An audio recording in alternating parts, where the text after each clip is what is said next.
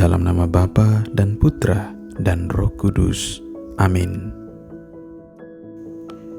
Inilah Injil Yesus Kristus menurut Yohanes. Dimuliakanlah Tuhan. Di antara orang-orang yang datang ke Yerusalem untuk merayakan Paskah, terdapat beberapa orang Yunani. Orang-orang itu pergi kepada Filipus yang berasal dari Betsaida di Galilea, lalu berkata kepadanya, "Tuan, kami ingin bertemu dengan Yesus." Filipus pergi memberitahukannya kepada Andreas, dan berdua mereka menyampaikannya pula kepada Yesus. Tetapi Yesus menjawab mereka, katanya, "Telah tiba saatnya Anak Manusia dimuliakan. Aku berkata kepadamu, sesungguhnya jikalau biji gandum tidak jatuh ke dalam tanah dan mati, ia tetap satu biji saja. Tetapi jika mati, ia akan menghasilkan banyak buah. Barang siapa mencintai nyawanya, ia akan kehilangan nyawanya. Tetapi barang siapa tidak mencintai nyawanya di dunia ini, ia akan memeliharanya untuk hidup yang kekal. Barang siapa melayani aku, ia harus mengikuti aku, dan di mana aku berada, di situ pun pelayanku akan berada. Barang siapa melayani aku, ia akan dihormati Bapa. Sekarang jiwaku terharu, dan apakah yang akan kukatakan? Bapa, selamatkanlah aku dari saat ini. Tidak, sebab untuk itulah aku datang ke dalam saat ini. Bapa, muliakanlah namamu." Maka terdengarlah suara dari surga, "Aku telah memuliakannya, dan aku akan memuliakannya lagi." Orang banyak yang berdiri di situ dan mendengarnya berkata bahwa itu bunyi guntur. Ada pula yang berkata, seorang malaikat telah berbicara dengan dia. Tetapi Yesus menyahut, "Suara itu telah terdengar bukan karena aku, melainkan karena kamu. Sekarang berlangsung penghakiman atas dunia ini. Sekarang juga penguasa dunia ini akan dilemparkan keluar. Dan aku, apabila sudah ditinggikan dari bumi, aku akan menarik semua orang datang kepadaku." Ini dikatakan Yesus untuk menyatakan bagaimana caranya ia mati. Demikianlah Injil Tuhan. Terpujilah Kristus.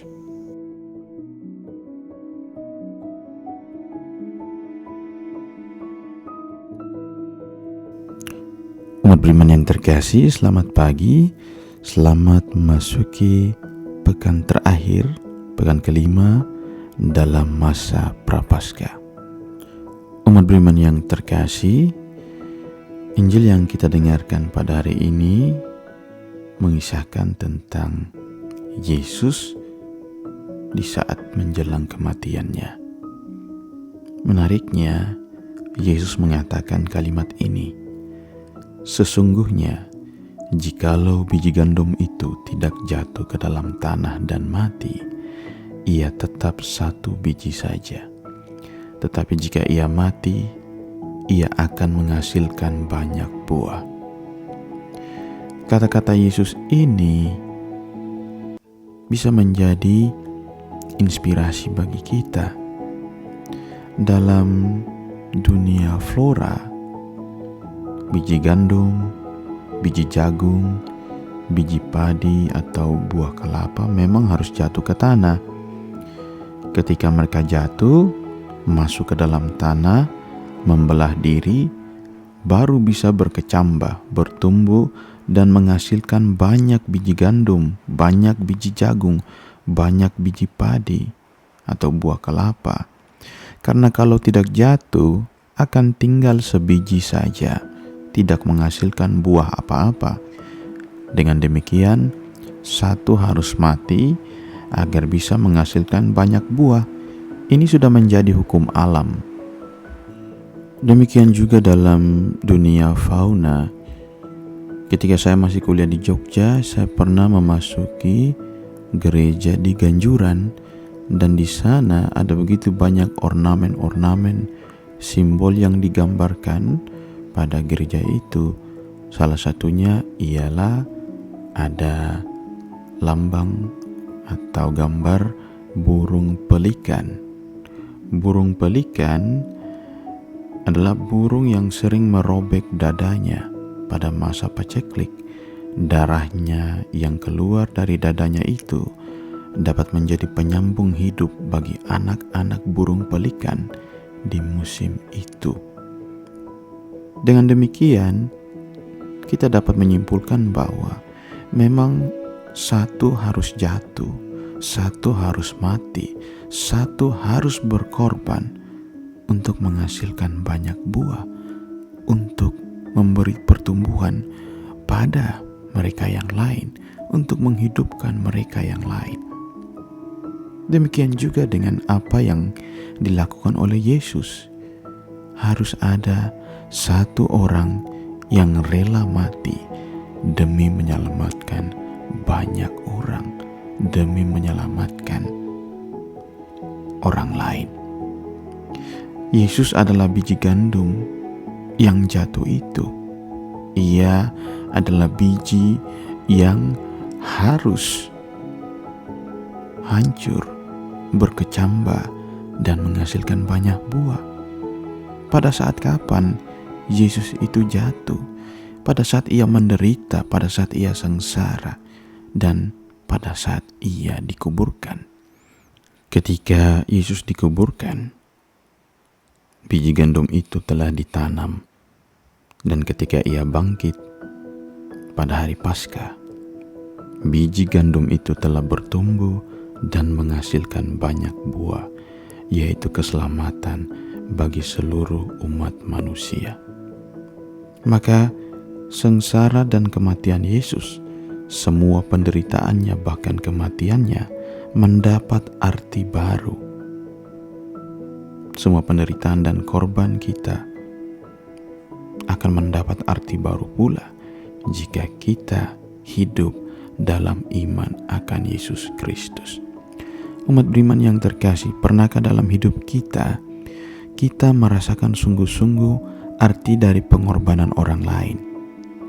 Saya pernah mengalaminya. Banyak orang-orang, guru, terutama guru saya, mereka semua mati, dan setelah meninggal, saya mengingat kembali apa yang telah mereka lakukan kepada kami saat kami masih menjadi siswa dulu. Banyak hal yang mereka lakukan, berkorban, mengorbankan waktu mereka untuk mengajar, untuk mendidik kami, anak-anak sekolah. Dan setelah mereka mati, mereka sudah menghasilkan banyak buah. Mereka tidak melihat lagi kami sekarang ini seperti apa. Dan saya yakin umat beriman pun sekalian mengalami hal ini dengan guru ataupun orang-orang lain yang pernah melakukan kebaikan kepada kita, pernah menabur benih kebaikan di dalam hidup kita. Mari umat beriman yang terkasih, Injil hari ini mengajarkan kepada kita bahwa kita pun harus menaburkan benih kebaikan kepada banyak orang. Jika benih kebaikan itu mati, ditanamkan di dalam hatinya, maka ia pun bisa berbuah banyak. Saya pernah bercerita tentang estafet kebaikan. Pada suatu hari, seorang pegawai, ia melihat ada seorang ibu tua yang sering mendorong keretanya. Karena kasihan, ia pun membantu ibu ini mendorong keretanya setiap hari. Setelah itu, ia pergi makan di restoran, dan setiap hari juga ada anjing di restoran itu. Anjing itu mendekatinya, dan ia selalu memberikan paha ayam kepada anjing itu. Nah, hal ini dilihat oleh orang lain.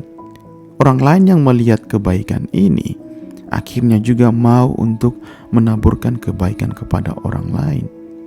Ketika orang ini melihat ada orang yang berjalan tetapi tidak waspada terhadap kendaraan di jalan, ia menolong orang itu. Lalu orang lain lagi yang melihat kejadian ini, ia menolong orang lain, dan seterusnya. Inilah estafet kebaikan. Jika setiap orang mau untuk menanamkan benih kebaikan di dalam hidup orang lain. Mari umat beriman yang terkasih, kita belajar dari Yesus yang tidak mencari-cari penderitaan, tetapi ia mau untuk menerima penderitaan yang dialaminya dengan cara tetap berbuat baik. Kita pun bisa melakukan ini. Mari di masa terakhir dari masa Prapaskah ini, kita tetap menabur kebaikan di dalam hati setiap orang yang kita jumpai, yang kita layani. Tuhan Yesus memberkati kita. Amin. Marilah berdoa. Ya Tuhan dan Allah kami, terima kasih untuk hari ini. Kami bisa merasakan hari di mana Engkau siap untuk menyerahkan dirimu kepada orang-orang yang akan menyiksamu. Berkatilah kami ya Tuhan. Semoga kami pun memiliki sikap untuk tetap mau menaburkan benih kebaikan meskipun kami berada di dalam penderitaan.